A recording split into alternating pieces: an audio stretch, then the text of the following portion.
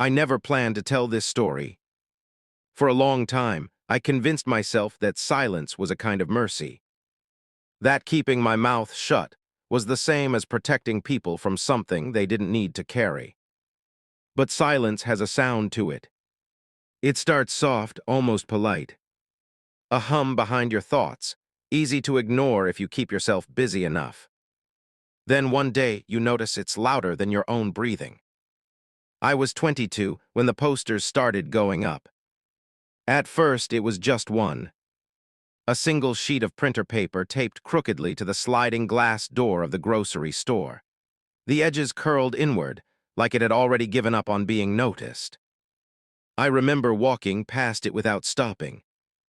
Not because I didn't care, that's what I tell myself now, but because I was late, and when you're late, you're allowed to be careless. That's another lie I learned to live with. The second poster was on a telephone pole near the bus stop. The third on the bulletin board outside the laundromat. By the end of the week, her face had multiplied. Missing. The word looked heavier every time I saw it. Her name was Emily Harper. I knew her. Not the way people think they mean when they say that. Not birthdays or secrets or childhood stories. But well enough that when coworkers asked, "Do you recognize her?" my stomach tightened before my mouth could answer. Well enough, I said. Which was true. And useless. We worked the same closing shifts at the grocery store off Route 9, the one wedged between a pawn shop and a defunct video rental place that still advertised new releases in sun-bleached letters. I stocked shelves overnight. Canned goods, boxed meals, pet food, the aisles that never slept. Emily worked customer service until midnight. Our overlap was brief, 40 minutes, maybe less if one of us stayed late, a window so narrow it felt harmless, incidental. That's what I told myself.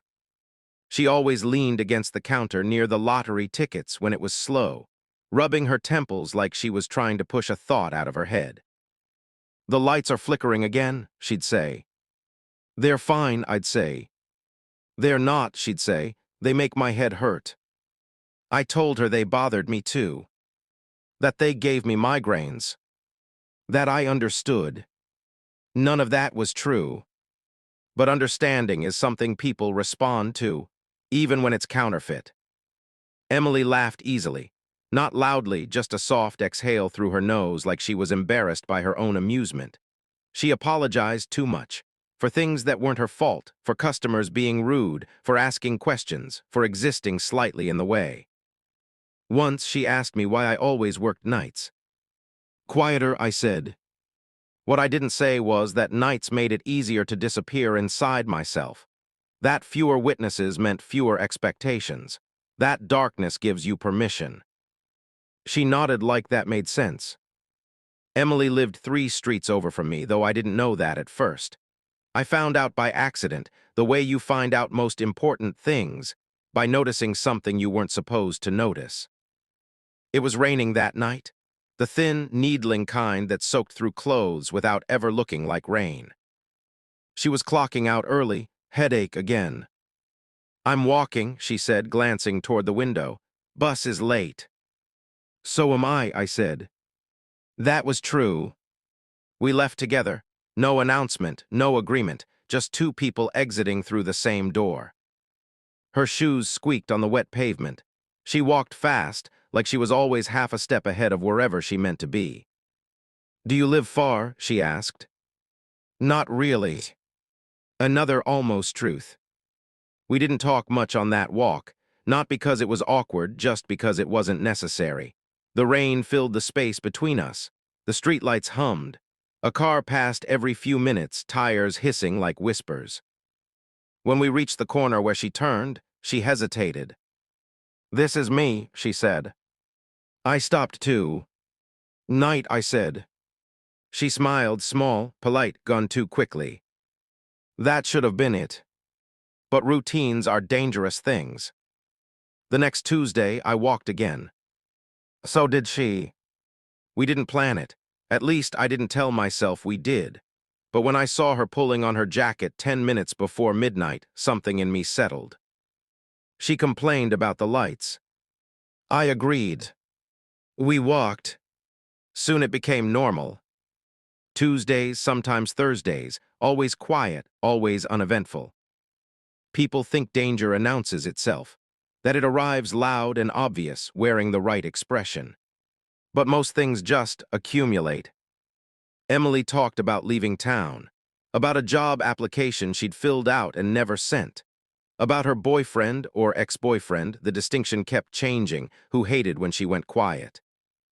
He says I disappear on him, she said once, like I do it on purpose. Do you? I asked. She thought about it. I don't think so. I nodded like that mattered. What I didn't say was that I knew exactly what she meant. The night she went missing was a Tuesday. I remember because I was counting my steps, the way I did when my thoughts got too loud. I remember because the air smelled like wet asphalt and something metallic, like a storm that had decided not to happen. She clocked out early. Headache. She looked tired, more than usual. Her hand trembled slightly when she zipped her jacket. You okay? I asked. Yeah, she said. No, not really. That was new. The walk started the same as always, same route, same silence. Halfway down Maple Street, she slowed. I think someone's been following me, she said. I laughed. Not because it was funny. Because laughter is a reflex when fear threatens to attach itself to you. It's probably nothing, I said. This neighborhood's dead. She didn't smile. I know, she said. That's what scares me. We reached her corner. She stopped. This is me, she said.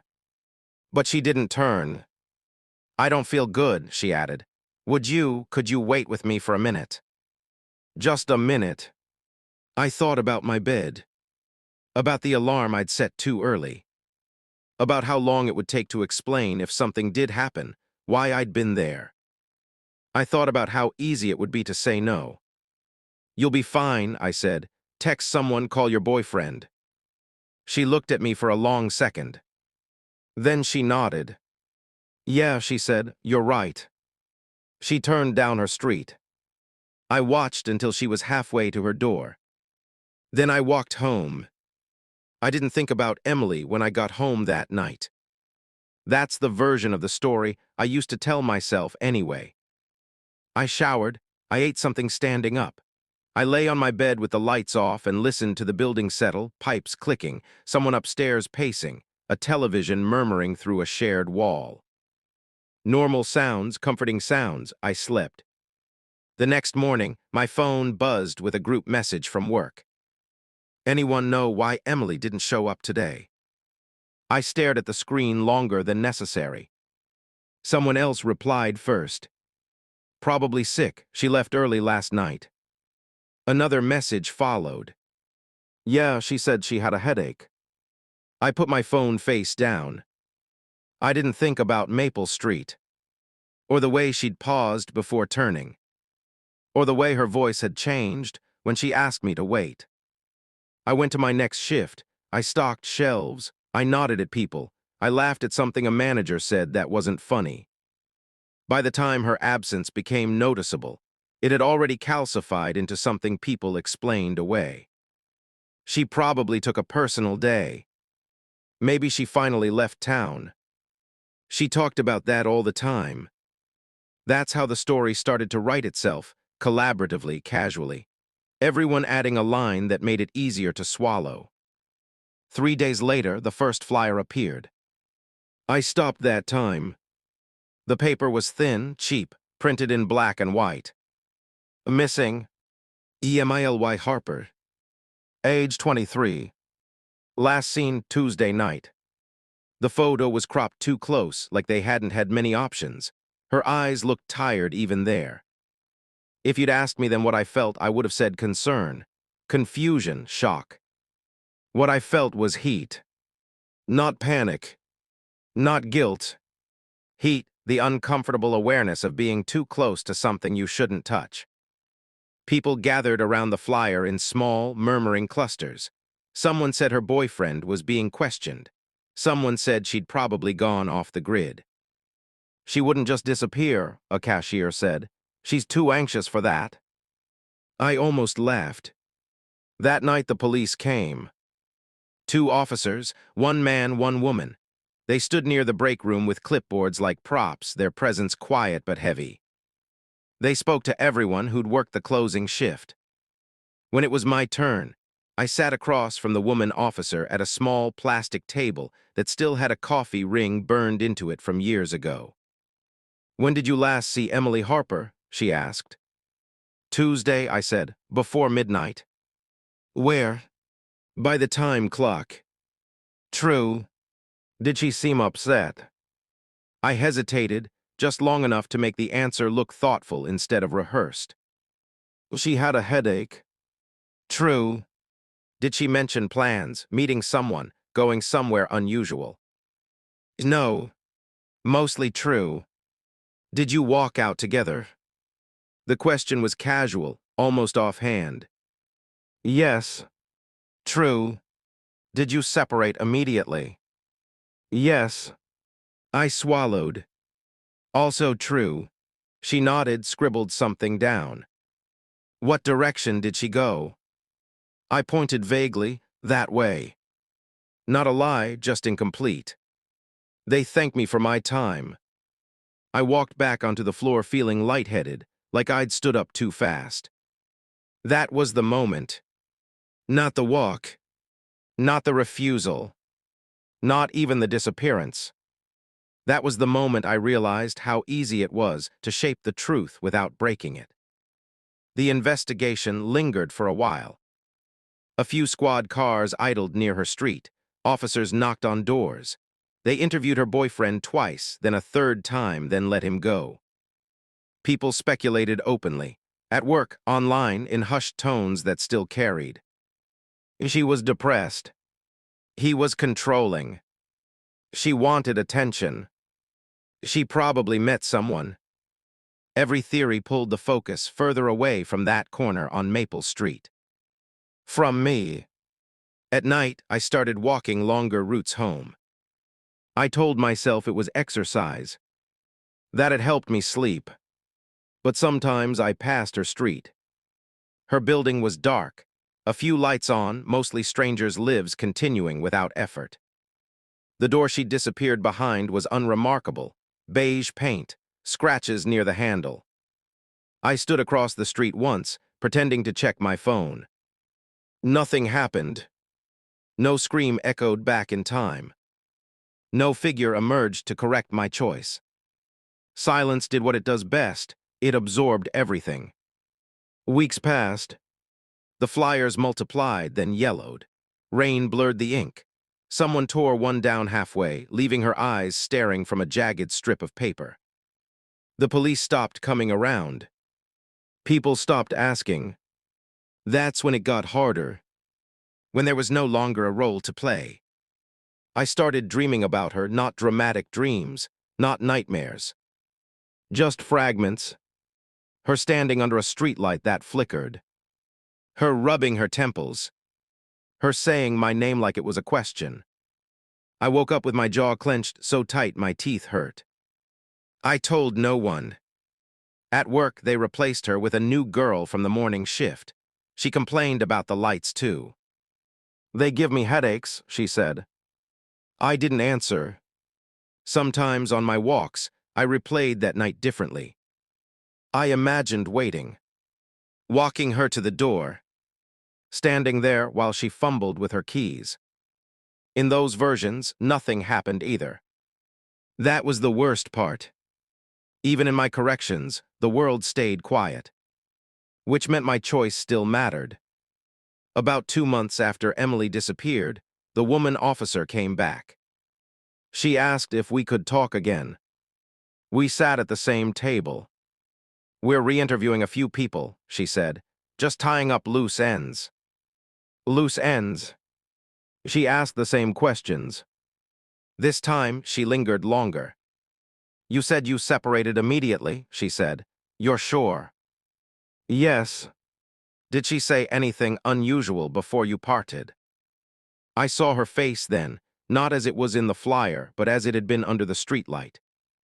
Tired, uneasy, hopeful. No, I said. The officer watched me for a second too long. Then she closed her notebook. Thank you, she said. As she walked away, I felt something settle into place. Like a door locking behind me. I told myself I'd done nothing wrong. That refusing a request wasn't a crime. That intuition wasn't evidence. That fear didn't make me responsible. All true, all insufficient. Because the truth wasn't that I couldn't help her. It was that I chose not to. And once you realize you're capable of that choice, once you understand how easily you can live with it, something inside you changes shape. After the second interview, I stopped walking past Maple Street. Not consciously. I didn't mark it as a decision. I just found other routes. Longer ones, poorly lit ones, streets with no memories attached to them yet. Absence, I learned, has weight. It presses against you from the inside. At work, Emily's name became something people avoided stepping on, like a crack in the floor. She used to, someone would start, then stop. I wonder if she, another would say, trailing off. Eventually, even that faded. People are adaptable. That's what they call it when forgetting doesn't hurt enough to resist. I kept expecting something to happen. A phone call. A discovery. A moment where the story snapped into a shape that made sense. Instead, there were only reminders. Her locker stayed empty for weeks before anyone cleared it out. When they finally did, a manager carried the contents away in a cardboard box like they were already evidence of something. A sweater, a travel mug, a notebook with a bent corner. I watched from the cereal aisle, my hands frozen on a case of instant oatmeal. I wondered what I would say if someone asked me to help carry the box. I wondered what I'd do if I recognized something inside it. No one asked. That night, I dreamed I was standing at the time clock, waiting for my card to register. The machine kept rejecting it, buzzing red each time. Emily stood behind me, holding her card out patiently. "You're blocking it," she said. I woke up before I could move. I started noticing details I'd never paid attention to before. The way the streetlights on Route 9 flickered, not enough to be reported, just enough to register if you were looking for it. The sound of footsteps behind me that always turned out to be my own echo. The way people looked at one another when they thought no one was watching, brief, calculating glances that disappeared the moment they were caught. I told myself this was empathy, heightened awareness. It wasn't. It was vigilance. A posture you adopt when you're afraid of being recognized. One afternoon, I found myself scrolling through old schedules at work, tracing the nights Emily and I had overlapped. I didn't know why I was doing it. Pattern-seeking, maybe. Proof of normalcy. There was nothing unusual there. No missed shifts, no discrepancies. That should have been reassuring. It wasn't. Because what unsettled me wasn't the fear that I'd done something illegal. It was the growing realization that legality had never been the point. People asked questions differently after a while. Not direct ones. Casual ones. Did you ever hang out with her outside of work? She ever mention you to anyone? You seemed quiet that week, everything okay? They asked like they weren't asking. I answered the same way. Short, reasonable, unmemorable. At night, alone in my apartment, I practiced explanations I hoped I'd never need. I didn't think it was serious. She didn't seem scared. I assumed she was exaggerating. Each version sounded thinner than the last. Sometimes I stood at my window and watched people walk past below. Couples, a man walking his dog, someone talking on the phone, laughing at nothing in particular. I wondered how many of them had been asked for help once. How many had refused? How many remembered it? The flyers disappeared faster after that. Pulled down by weather, by property owners, by people who didn't want to look at them anymore. I found one crumpled near a trash can behind the store. I picked it up without thinking. Her face was smudged, distorted by rain. The paper tore slightly under my fingers. I folded it and put it in my pocket. I didn't know why. I told myself I'd throw it away later. I never did. Weeks turned into months. The case didn't close, it just stopped being discussed. That's another thing people don't tell you. Cold cases aren't frozen. They're left out. They dry up. I tried dating briefly. The first girl asked what I did for work. The second asked why I flinched when someone brushed past me on the sidewalk. The third asked if I believed people were basically good. I didn't answer fast enough. None of them lasted long. It wasn't guilt that pushed them away. It was distraction. I was always listening for something else. For a sound that never came. One night, walking home, I passed a woman who looked like Emily from behind. Same height, same jacket color. My heart rate spiked so fast it hurt. I slowed down, then sped up, then slowed again. When she turned and I saw a stranger's face, relief washed over me so intensely I had to stop and steady myself against a fence. That was when I understood something important. I wasn't afraid of her being dead. I was afraid of her being alive. Because alive meant possibility. Alive meant memory. Alive meant consequence. The thought followed me home and sat with me in the dark. I imagined her injured, confused, telling someone what happened. Not accusing, just recounting. I asked someone for help. He said no.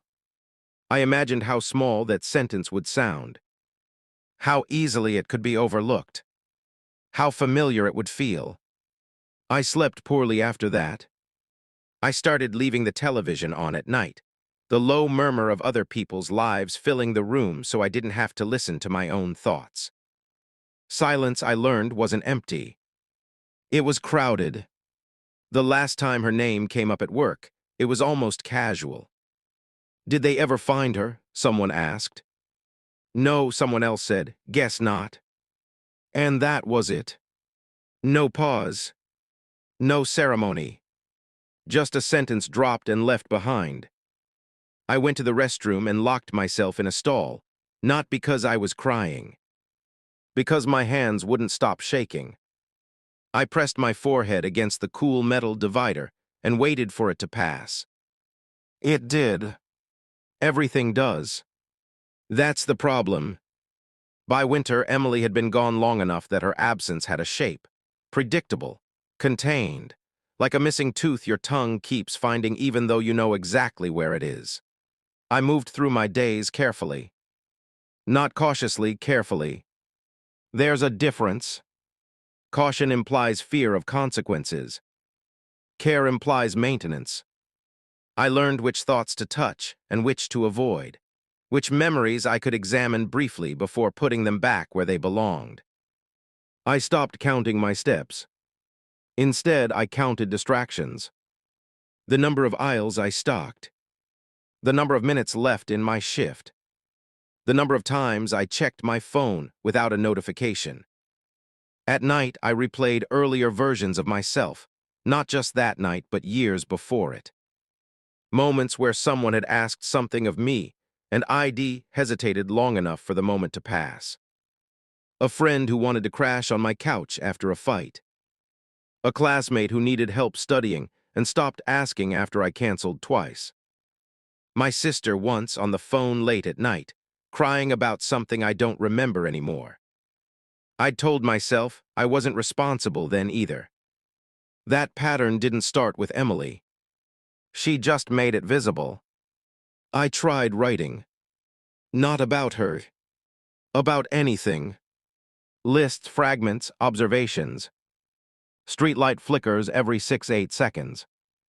Neighbor's dog howls when sirens pass. Some silences feel heavier than others. I tore the pages out and threw them away. I was afraid of leaving evidence of how much I thought about things.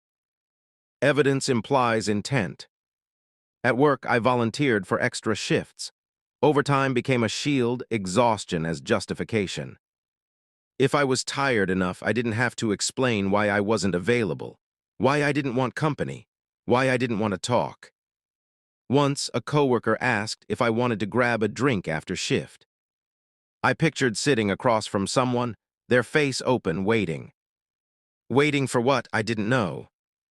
No, I said, early morning. Another lie. The grocery store changed subtly, the way places do without asking permission. New signage, new policies, a new brand of fluorescent lights installed near the registers. The flickering stopped. No one mentioned it. The night I noticed, I stood at the end of the aisle and stared at the steady glow for a long time. It felt wrong, like a correction that came too late to matter. I imagined Emily standing under them, rubbing her temples out of habit, then stopping, confused, when the pain didn't come. The thought hit me so unexpectedly, I had to grip the shelf to stay steady. I told myself it was just imagination. But imagination, I'd learned, is only memory without permission. I started dreaming less. Or maybe I just stopped remembering them. Instead, I had waking moments, brief lapses where the present thinned and something else slipped through. Like standing at the time clock and expecting her to be there beside me. Like hearing footsteps behind me and assuming, for half a second, they were hers. Each moment passed quickly, but they accumulated. I wondered how many of these I'd have to collect before they amounted to something undeniable. One night, walking home, I saw a police car parked on Maple Street again. Just one. Lights off. Engine running. I slowed. My heart began counting for me. I crossed the street so I wouldn't have to pass directly by. Nothing happened. The car left 10 minutes later. The next day, there was no mention of renewed investigation. No new flyers. I told myself it was unrelated. I was very good at telling myself things. I found the folded flyer in my jacket pocket while doing laundry. The paper was soft now, worn thin by time and friction. Her face had faded slightly, like an old photocopy. I held it longer than I meant to. I thought about throwing it away again. I didn't. I tucked it into a book instead, one I hadn't finished and probably wouldn't. That felt safer. Contained. As if paper could keep secrets for me. Sometimes I practiced telling the story aloud. Not the whole thing. Just pieces. I walked with her sometimes. She seemed nervous that night. She asked me to wait, and I didn't. I said it quietly, alone, to see how it sounded. Each sentence landed differently. The first sounded harmless. The second sounded vague.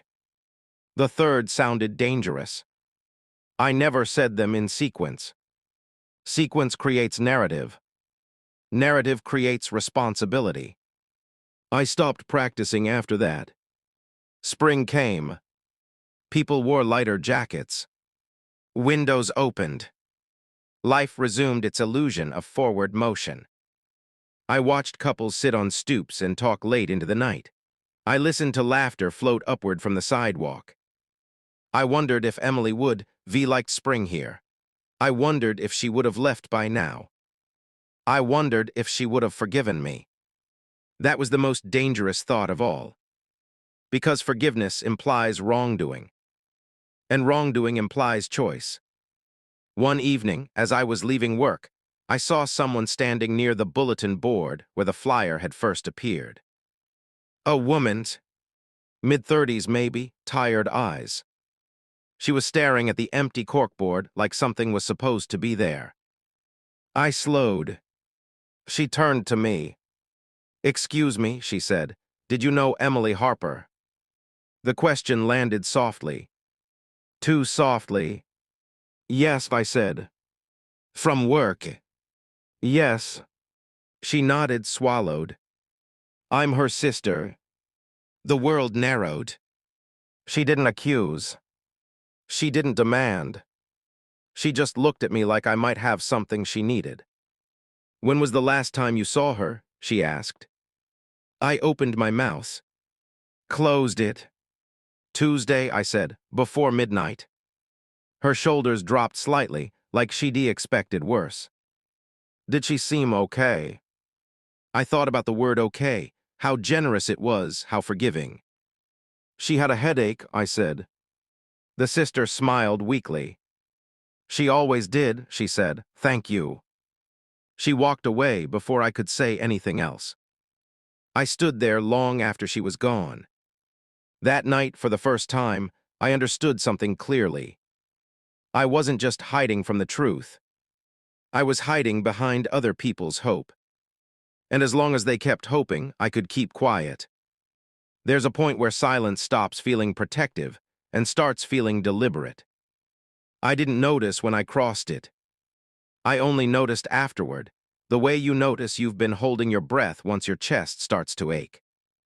Emily had been gone almost a year when the questions started changing.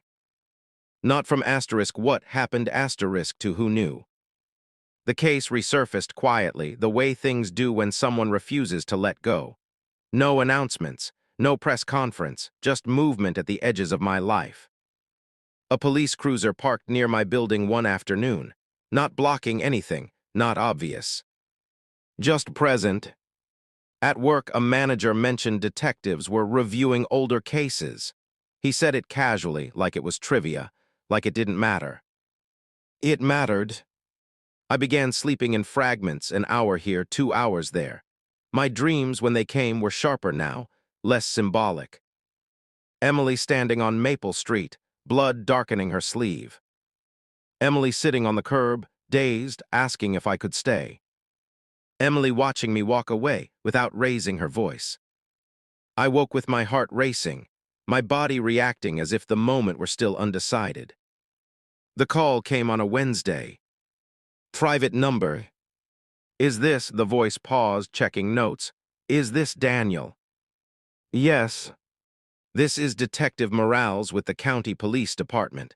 We spoke last year regarding Emily Harper. I sat down. We're re-examining the timeline, she said. I was hoping you'd be willing to come in and clarify a few things. Clarify? I agreed. Of course I did. The station smelled like disinfectant and old paper. The same woman officer sat across from me again. Older now somehow, or maybe just more focused. We found inconsistencies, she said, not unkindly. Nothing alarming, just gaps. She slid a photo across the table. A traffic camera still. Maple Street. 11:56 p.m. 2 figures. One of them was me. My mouth went dry. You said you separated immediately, she said. Yes. And you did, she said, technically. She let that word hang. But you didn't leave right away, did you? I stared at the image. The timestamp burned into the corner. I stopped, I said. Why? I searched for something small enough to tell. She seemed nervous. Detective Morales nodded slowly. She told a friend she thought someone was following her that week, she said. Did she mention that to you? Yes. My voice sounded too loud. And you didn't think to mention that before. I didn't think it meant anything. That was still true. But truth, I was learning, had weight. The more of it you carried, the harder it was to pretend it didn't matter. They let me leave. That should be reassured me. It didn't. Because now the story had edges again. Defined shapes. That night I walked until my legs hurt. I didn't avoid Maple Street this time. I stood where she'd stopped. I looked at the spot where the streetlight flickered, or used to. I imagined her sitting down. because that was the detail I'd avoided all this time. She hadn't just asked me to wait. She'd lowered herself onto the curb, one hand pressed against her side, breath shallow. "I think I hurt myself," she'd said. I hadn't wanted to hear that part. The next few weeks felt like living under glass. People at work looked at me differently, not suspicious exactly, just curious. Like I was part of a story they couldn't quite place. Online forums resurfaced the case. Amateur sleuths dissected timelines, posted maps, speculated about vehicles and motives. Someone mentioned a coworker who walked with her. They didn't name me. But they didn't have to. I stopped checking after I saw my own jacket described. The near confessions started then. Moments where the truth rose to my throat unexpectedly. At a bar, listening to someone talk about how people should trust their instincts. On the phone with my sister, when she mentioned a woman missing from her city. Standing in line at the grocery store, watching a customer argue with an employee who looked too much like Emily. Each time I felt the words press forward. She asked me for help. I said no. Each time I swallowed them back down. I told myself confession wouldn't change anything. I told myself it would only create new damage. That was the most convincing lie yet. Detective Morales called again. This time, she didn't ask me to come in. "Did Emily ever ask you for help that night?" she asked directly. There it was. The moment I'd been rehearsing around for months. "She said she didn't feel good," I said. "Did she ask you to stay?" Silence stretched. "Yes," I said. "And you refused." "I told her she'd be fine." Another pause. "That's not what I asked." "No," I said. I waited for something, anger, accusation, relief. None came. "Thank you for your honesty," she said. "We'll be in touch." The call ended. I sat in my apartment with the phone still in my hand. My hands were shaking again. But this time it wasn't fear. It was recognition. The dreams stopped after that.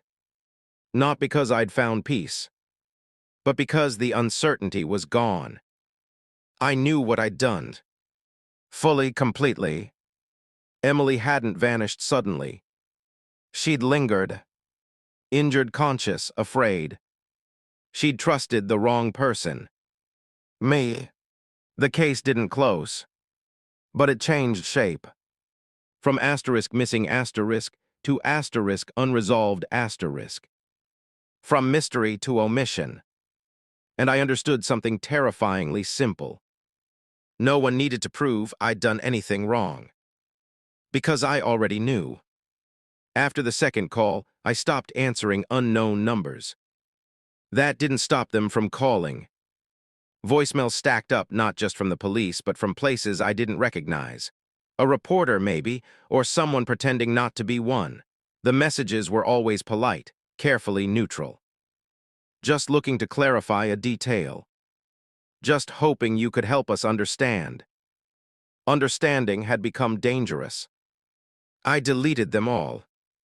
At night, I started keeping the lights on, not because I was afraid of the dark, but because darkness felt like permission again, and I didn't trust myself with that. Sleep came late and left early.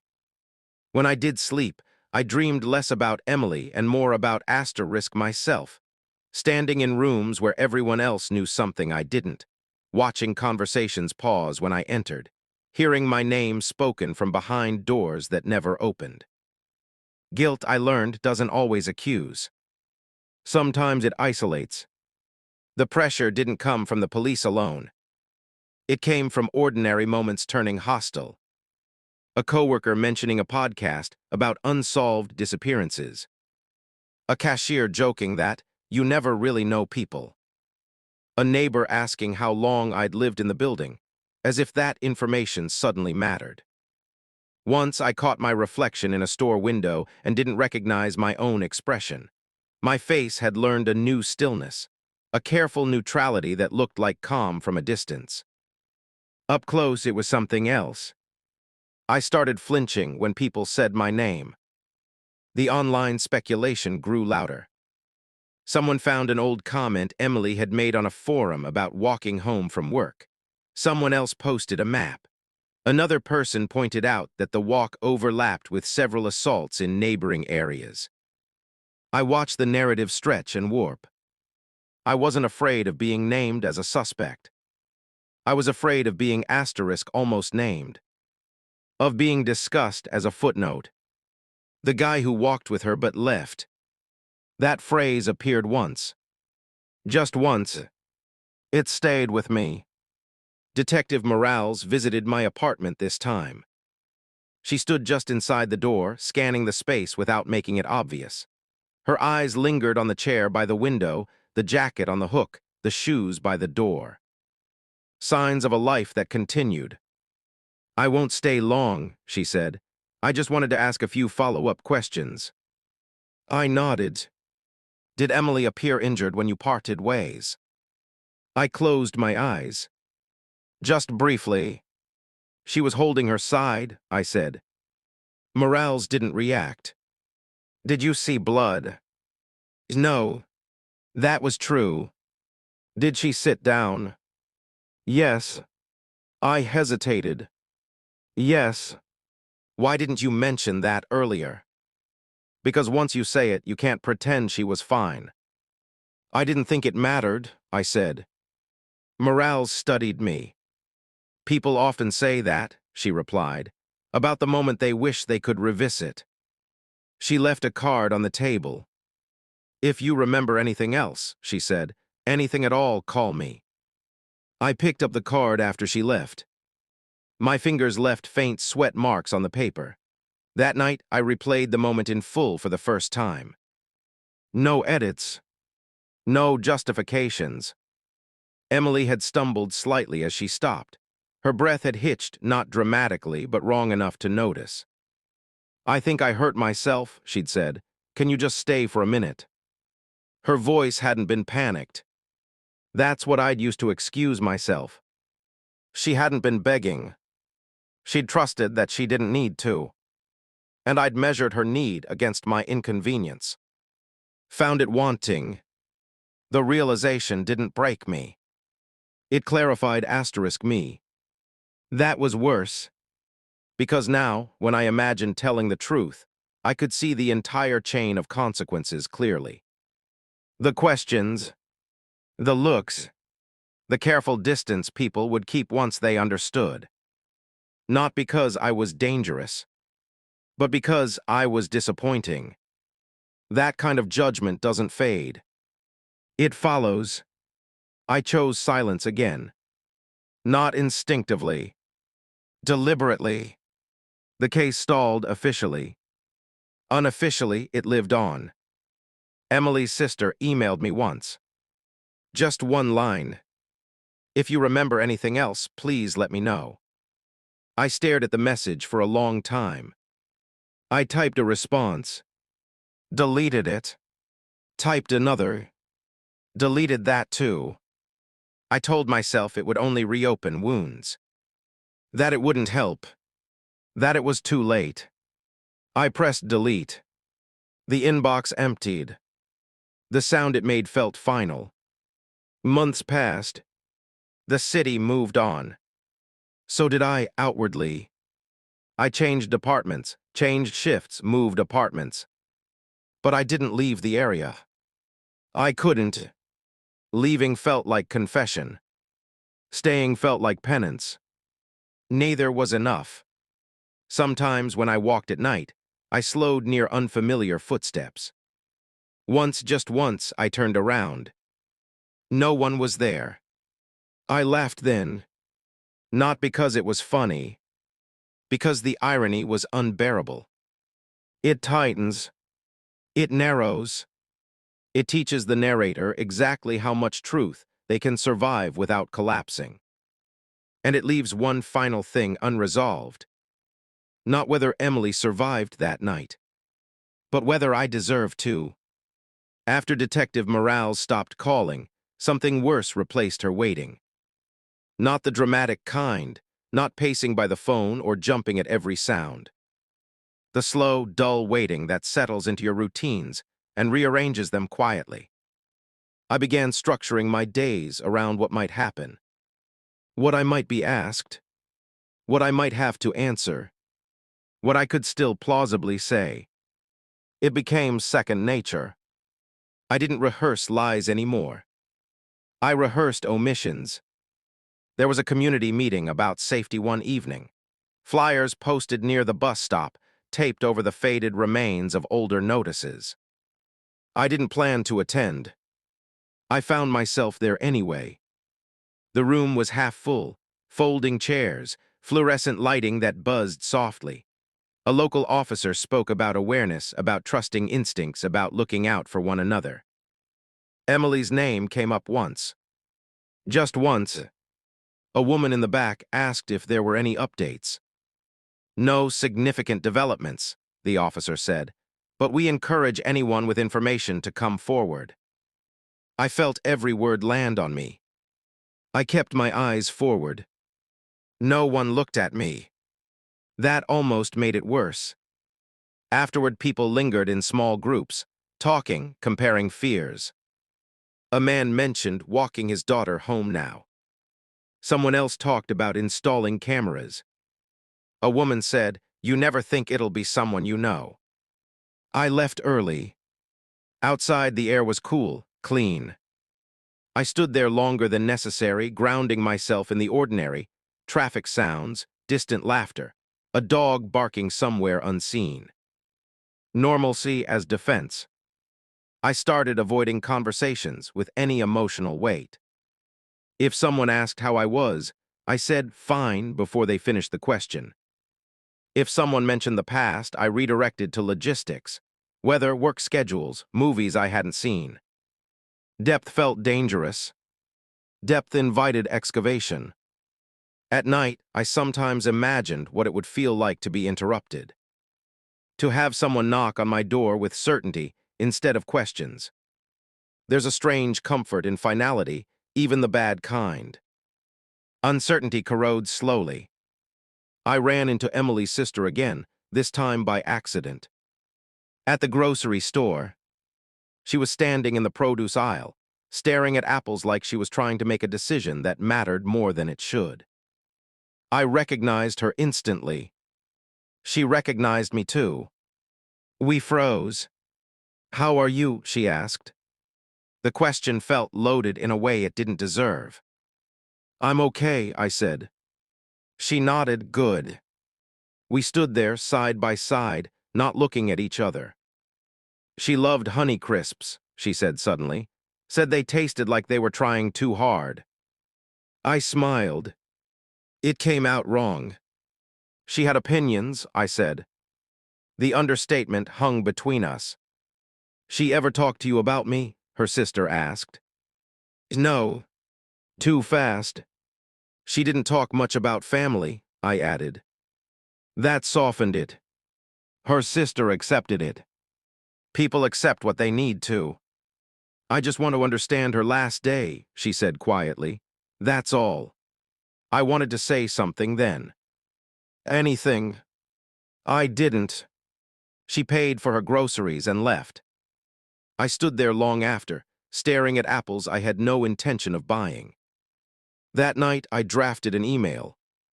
Not to the police. To her sister. I didn't write the truth.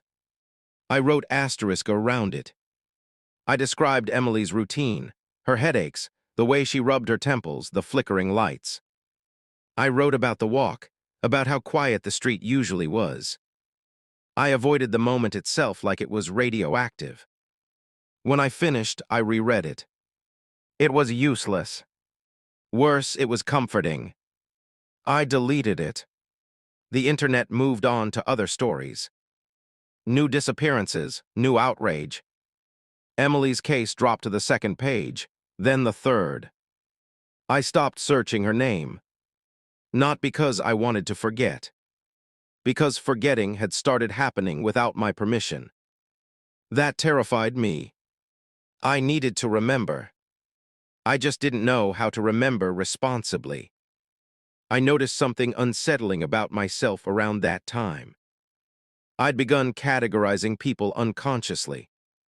Those who asked for help. Those who didn't. Those who would have waited. Those who would have walked away. I tried to imagine myself in other people's lives, at other moments of decision. I didn't like where I kept landing. The pressure returned unexpectedly one afternoon at work. A man approached customer service, angry, loud, demanding. The new girl looked overwhelmed. Emily would have handled it calmly, I knew that. Without thinking, I stepped in. De-escalated, redirected, smoothed it over. The relief on the girl's face was immediate. "Thank you," she said afterward. "I didn't know what to do." The words hit me harder than anything else had in months. I locked myself in the restroom afterward and sat on the lid of the toilet, breathing slowly. Helping felt unfamiliar, like a language I used to speak fluently and had let atrophy. I wondered then, not for the first time, if moments stack. If refusing once makes the next refusal easier. If stepping up once makes the next step heavier, because it reminds you of everything you didn't do before. That night, I walked Maple Street again. Not out of guilt. Out of defiance. Nothing happened. The streetlight stayed steady. The houses stayed dark. No ghosts. No reckoning. Just asphalt and silence.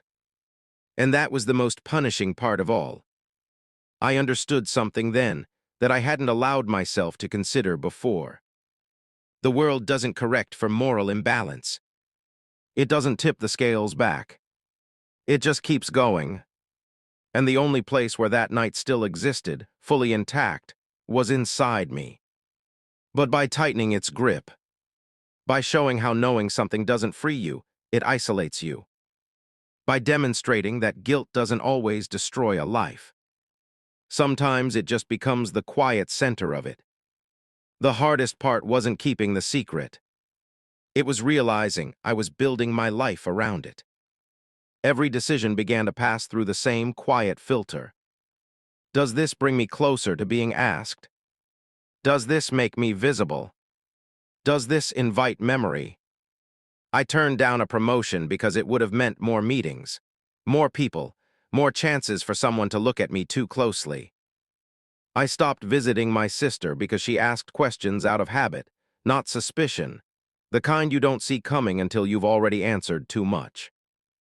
I learned to keep my voice even, my face neutral, my answers short. I became very good at appearing uncomplicated. The near confession happened in a place that should have felt safe. A diner late at night. One of those places that stays open because it knows people need somewhere to exist when they don't want to go home yet. I sat at the counter, stirring coffee I didn't plan to drink. The man next to me struck up a conversation. Middle-aged, friendly, tired. "Long night?" he asked. "Always," I said. He nodded. "My daughter works nights, worries me." Something in his voice, the casual vulnerability, slipped past my defenses. "She ever walk home alone?" I asked. "Sometimes," he said. "I tell her to call me. I tell her I'll stay on the line as long as she needs." I felt my throat tighten. "That's good," I said. He smiled. "You don't say no when someone asks you to stay, you know." The words landed with surgical precision. I opened my mouth, closed it. He took a sip of his coffee, unaware of the damage he'd done. I paid my bill and left without finishing mine. That night, I dreamed Emily was sitting in my apartment. Not injured, not afraid.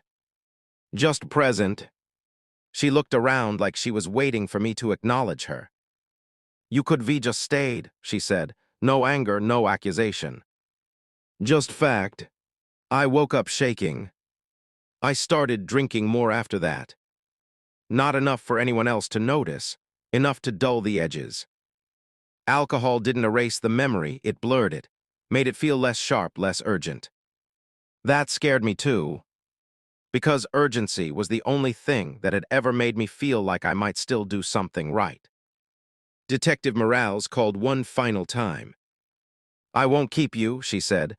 "I just want to be clear." I waited. "We know Emily didn't leave on her own," she continued. "We know she was alive after midnight." My chest tightened. "We also know," she said carefully, "that there was a window, a small one, where intervention might have changed things." She didn't say my name. She didn't have to. "If you ever want to talk," she said, "about that window, my door is open." After the call ended, I sat on the floor with my back against the couch. That was it. The closest anyone would ever come. An invitation, not an accusation. And I understood something with brutal clarity. Confession wouldn't come from pressure. It would have to come from choice. Days passed. Nothing happened. Weeks passed. Still nothing. The silence no longer felt like mercy. It felt like collaboration. I was cooperating with the absence of consequence. The world was letting me stay. And I was accepting. One evening, walking home, I saw a young woman sitting on a stoop, crying quietly into her phone. "I don't feel safe," she said. "Can you just stay on the line?" I slowed. I stopped. For a moment, just a moment, I thought about approaching, about asking if she was okay, about staying. She noticed me and looked up. Fear crossed her face. I kept walking. I hated myself for the relief that followed. That was the moment something irreversible settled in. Not because I'd done the same thing again, but because I recognized how easily I could asterisk. The truth wasn't that Emily's request had been a unique failure. It was that it had revealed a pattern I'd spent my life avoiding. When people needed something from me that cost comfort, I retreated. Emily hadn't changed me. She'd exposed me. From that point on, part two stops pretending there's still time. The questions don't get louder, they get quieter. The pressure doesn't spike, it stabilizes. The truth doesn't rush out, it waits, patient and complete. Because it knows something I'm only beginning to understand. By choosing silence over and over again, I've already told the story. Just not out loud. There's a moment when you stop asking yourself, what if asterisk? Not because you've answered it, but because the question has finished its work on you. People imagine guilt as something loud. A pressure, a weight, a scream you can't escape.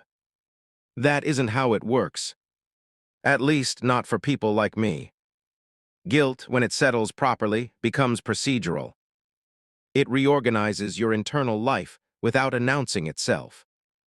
It changes how you walk into rooms, how you listen when someone speaks, how quickly you offer help, or how carefully you avoid being asked. I didn't wake up one morning changed. There was no dramatic shift, no vow made in the dark, no sudden clarity that made everything snap into place. Just a gradual understanding that whatever happened on Maple Street had already decided the rest of my life's tone. Not the events. The tone. Tone is what remains when memory loses its sharpness. It's the hum beneath thought, the way certain moments feel heavier than they should. It's how you flinch at questions no one means to accuse you with. It's how silence starts to sound like something. Emily was alive when I last saw her. That's the truth I avoided naming for as long as I could. Alive in the way that matters, conscious, aware, still capable of hope. Alive enough to ask for help. Alive enough to believe that help would come from the person standing closest to her. Me. People like to imagine disappearances as sudden. A scream. A struggle. A van door slamming shut. Something unmistakable. Something that forces the world to look. This wasn't that. Emily wasn't bleeding visibly. She wasn't hysterical. She wasn't dramatic enough to demand urgency. She was injured in a way that required patience, not panic. Care, not heroics. The kind of injury that depends entirely on what happens next. And what happened next was nothing. I remember the exact quality of the night air. That's what memory does when it doesn't want to face itself. It preserves irrelevant details with obscene clarity. The air was damp, cool enough to raise goosebumps, smelled faintly of oil and wet leaves. She was walking slower than usual, not limping exactly, just careful, each step placed deliberately, like she was negotiating with her body rather than commanding it. She joked about it at first, said she must V-twisted something earlier and it was catching up with her. I laughed, because laughter is the fastest way to dismiss concern. Because concern asks for something in return. We reached the point where our paths diverged. The place where, on most nights, we exchanged a tired goodbye and went our separate ways without thinking twice about it. That night she stopped.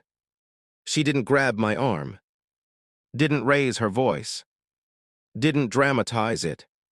She just stood there for a moment, breathing shallowly, and said my name. The way you say someone's name when you're deciding whether to ask for help. Can you stay with me for a minute? That was it. That was the request. Not a confession. Not a demand. Not a plea. Just a sentence balanced carefully between pride and fear. I looked at her. I saw the way her shoulders were slightly rounded forward, like she was guarding something. I saw the tightness around her mouth. I saw the effort it took to remain casual. And I did the math. Not consciously, not in words, but instinctively. I calculated inconvenience. The extra time. The questions that might follow. The responsibility I hadn't agreed to carry. I told myself she'd be fine. I told myself she was an adult. I told myself that if it were serious, she'd say so. I told myself a lot of things very quickly. I've got an early morning, I said. Which was true. I think I'm just going to head home. She nodded. Not immediately. There was a half-second where something passed through her expression, not anger, not disappointment exactly. Adjustment. The recalibration of expectation. She smiled after that. A smaller smile. One you use when you realize you've asked for something that won't be given. That's okay, she said. And then she turned. She walked away injured into a darkness that never gave her back. For a long time, I told myself I didn't know what would happen after I left. That's technically true. I didn't know. But it's not the truth that matters. The truth that matters is that I knew what asterisk could happen. I understood the range of outcomes. I accepted that risk on her behalf. That's the part people don't like to talk about. That omission is still a choice. There were no bones found. No clothing recovered.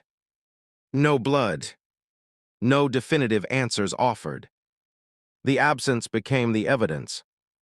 The case stayed open in the technical sense, and closed in every way that mattered. Emily Harper became a name people recognized faintly, like a song they couldn't place. Something they'd heard once long ago. Sometimes a podcast would resurface it. Sometimes a local paper would run a brief anniversary piece. 5 years since disappearance. Family still seeking answers. New tip yields no new leads. I read them all. Not for information. For absolution. It never came. I moved again eventually. Not far. Far enough that Maple Street wasn't on my way to anything. The new apartment was quieter. Higher up. The kind of place where you can look out a window and feel separate from what's happening below. I told myself that was growth. It wasn't. It was insulation. I kept my life deliberately small. No relationships that asked too much. No friendships that required honesty. No situations where someone might need me in a way that forced a choice. I became very good at being agreeable without being available. People trusted me with their groceries, their schedules, their passwords. They didn't trust me with their fear. I didn't offer. Every so often, something would break through. A woman limping slightly on a sidewalk. Someone sitting down suddenly, breath shallow. A voice on the phone saying, "Can you just stay with me for a minute?" Each time, my body reacted before my mind did. Tension, heat, the instinctive urge to leave. And then when the moment passed, relief. That relief became the punishment. Because I recognized it now. And recognition is irreversible. I thought once about telling Emily's sister everything. Not the softened version. Not the careful omissions. The whole truth. That Emily had been hurt. That she'd asked me to stay. That I'd refused. That I'd watched her walk away injured into the dark. I imagined the sister's face. Not angry. Not screaming. Just collapsing inward. I imagined what it would mean to take uncertainty from her and replace it with something worse. I decided I wasn't allowed to do that. That was the last lie I told myself that felt convincing. Years passed. I aged in small, forgettable ways. A few gray hairs. A slower walk home. A growing intolerance for noise. But nothing inside me softened. If anything, the edges sharpened. Because with time came clarity. Emily didn't disappear because the world is cruel. She disappeared because the world is indifferent. And I participated in that indifference when it mattered. That's harder to forgive than malice. Sometimes I imagine alternate endings. Not fantasies. Just corrections. Me waiting 5 minutes. Me walking her to the door. Me calling someone. Anyone. I don't imagine heroism. I imagine inconvenience. And I understand now that inconvenience is often the dividing line between tragedy and survival.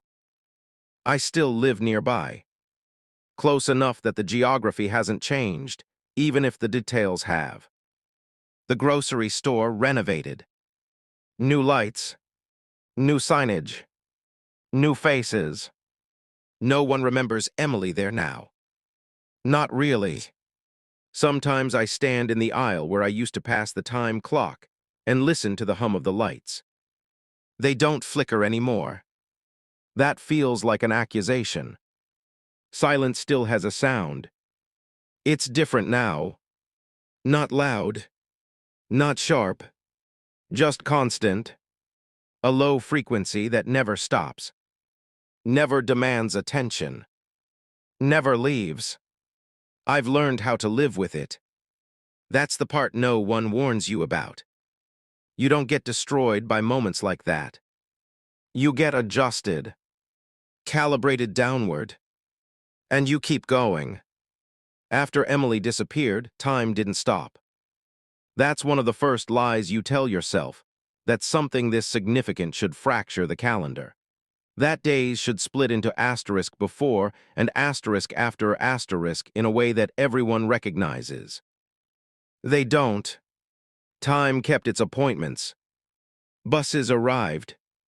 Receipts printed. The store opened at 6 and closed at midnight. And I showed up. That, more than anything else, taught me how little the world requires in order to keep moving.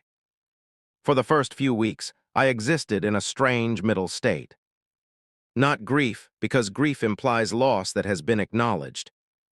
Not innocence, because innocence requires ignorance. I was suspended between possibility and probability. Every time my phone buzzed, my body reacted before my thoughts could catch up. A police call. A hospital. A mistake corrected. Something that would pull the night back into focus and give it a different ending. Instead, there were just messages about schedules, reminders, automated alerts. Life communicating in ways that felt aggressively unimportant. The police came back twice. Once early, once much later. The first time was procedural. They sat across from me in a small room that smelled faintly of burnt coffee and disinfectant. They asked the same questions everyone asks. When did you last see her? Did she seem upset? Did she say anything unusual? I answered carefully, not dishonestly, just selectively.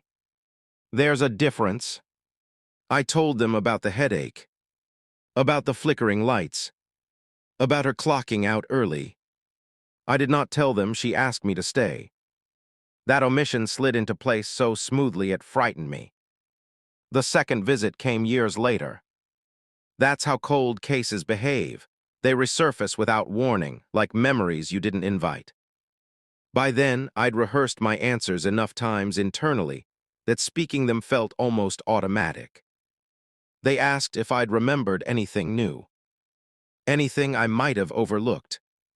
I said no, and meant something close to it, because memory doesn't stay fixed. It erodes. Details soften. Edges blur. Eventually, the truth you didn't speak starts to feel hypothetical, like something you imagined, not something you lived. That's another thing no one warns you about. Silence doesn't just hide truth. It alters it.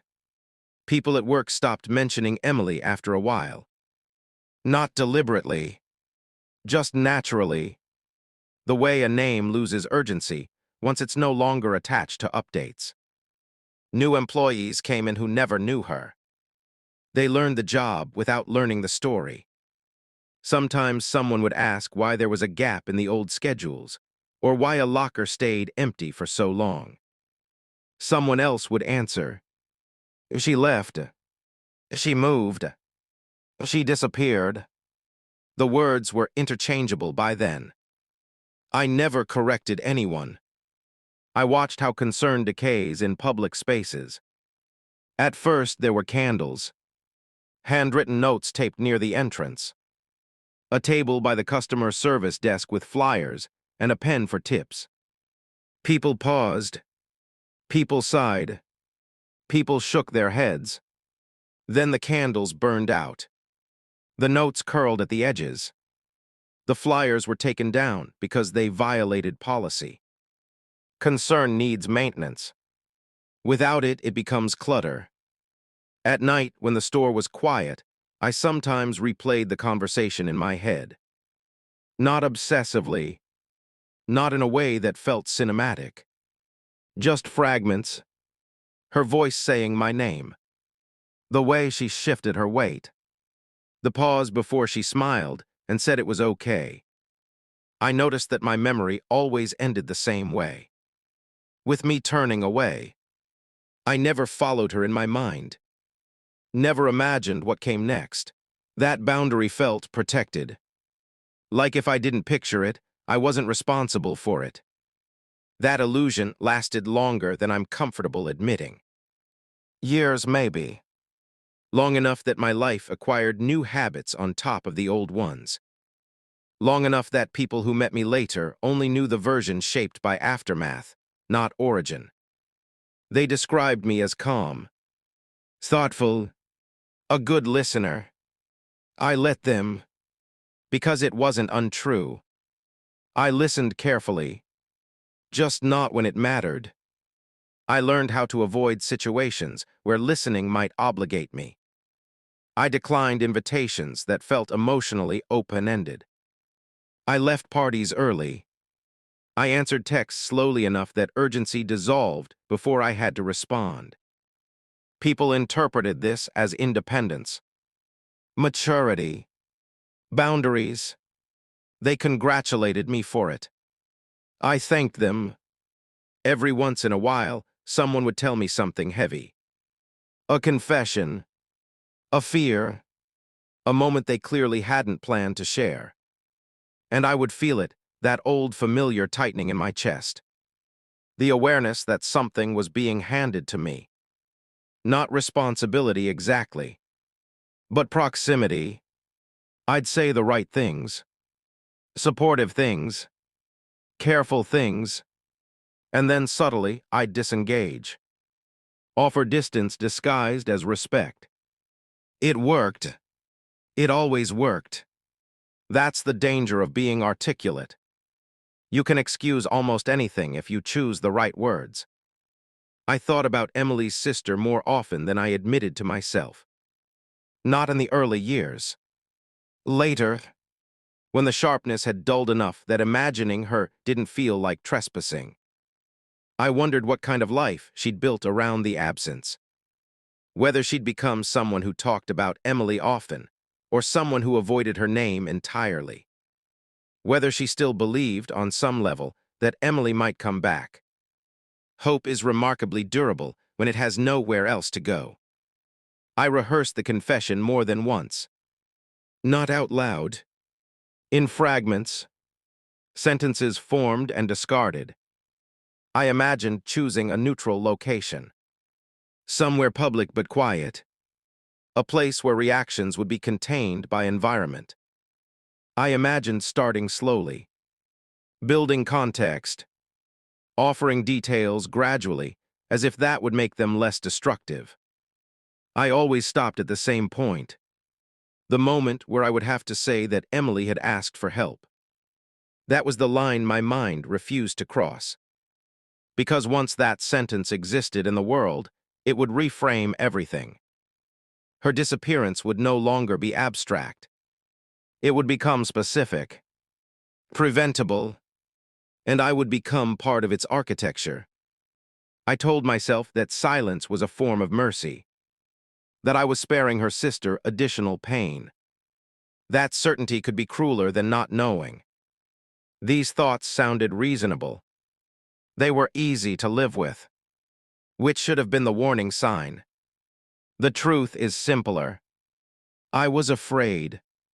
Not of punishment, not of consequences, but of being seen accurately, of having my role reduced to its essence. The man who could have stayed. The man who chose not to. That's not a narrative you recover from. As the years went on, the city changed. New construction. New businesses. Old landmarks erased and replaced. Maple Street stayed, but it didn't feel the same. The shadows fell differently. The lights were brighter, safer, as if the city itself had tried to correct something retroactively. I wondered sometimes if that was how history worked. If enough surface-level improvement could eventually convince people that the past had been handled. Once, years later, I passed someone on the street who looked like Emily. Same height, same hair color. For half a second, my body reacted before logic intervened. My heart jumped. My breath caught. Hope, real sharp hope, surged through me. And then it collapsed. The relief afterward was immediate.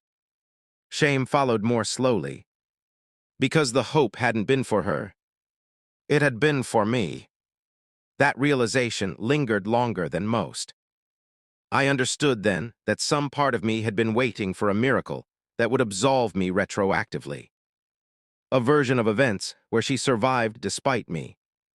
Where my failure didn't matter because the outcome didn't require it to. That fantasy died quietly. But completely. I stopped imagining alternate endings after that. They no longer felt instructive. They felt indulgent. What mattered wasn't what I could have done. It was what I didn't. And the fact that I lived easily with that decision afterward. That ease was the indictment. People talk about regret as if it sharpens over time. In my experience, it flattens. It spreads out, becomes ambient. You stop noticing it as pain and start noticing it as atmosphere. Like humidity, like pressure, something you adapt to without ever escaping. There are nights now when I sit alone and try to remember Emily's voice. Not the words, the sound, and I realize I can't. That absence frightens me more than memory ever did, because it means even guilt has a shelf life. And once it expires, all that's left is record. I wonder sometimes if this is how people disappear in smaller ways. Not by being taken, but by being slowly erased from the interior lives of those who knew them. If that's true, then I lost Emily twice. Once on Maple Street, and once in my own mind. That might be the most unforgivable part. I still live nearby, close enough that nothing feels accidental, close enough that avoidance still requires effort. Sometimes I walk past the place where we last stood, not to punish myself, not for closure, just because my feet know the way. The space looks ordinary, unremarkable. That's what frightens me most. Silence still has a sound. Not dramatic, not demanding, just present, like a room you never leave. I've learned how to live with it. I suspect that's the point. Some stories end with justice. Some end with forgiveness. Some end with truth spoken aloud. This one doesn't. It ends with a man who understands, too late, that proximity is a form of responsibility. That being asked is not an accident. That walking away is an action, even when it feels passive. It ends with a missing woman whose last request was small, human, reasonable. It ends with the knowledge that nothing supernatural happened. Nothing monstrous. Just a series of ordinary decisions made by ordinary people, including me. And it ends here, not with resolution, but with continuation. Because that's how these stories really conclude. They don't stop. They just stop being told. Some stories don't end with answers. They end with people like me. And this is the full story.